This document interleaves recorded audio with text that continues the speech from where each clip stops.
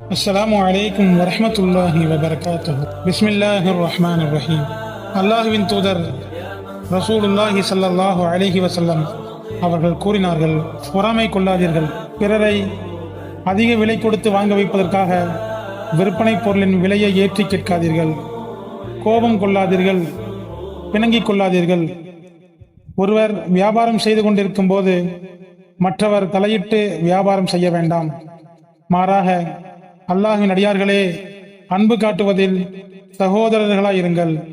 ஒரு முஸ்லிம் மற்றொரு முஸ்லிமுக்கு சகோதரர் ஆவார். அவர் தம் சகோதரருக்கு அநீதி இழைக்கவோ, அவருக்கு துரோகம் இழைக்கவோ, அவரை கேவலப்படுத்தவோ வேண்டாம். இறையச்சம், தக்வா இங்கே இருக்கிறது. இதை கூறிய போது அல்லாஹ்வின் தூதர் ஸல்லல்லாஹு அலைஹி வஸல்லம் அவர்கள் தமது நெஞ்சை நோக்கி 3 முறை செய்தார்கள். ஒருவர் தம் சகோதர முஸ்லிமை கேவலப்படுத்துவதோ அவருடைய தீமைக்கு போதிய சான்றாகும்.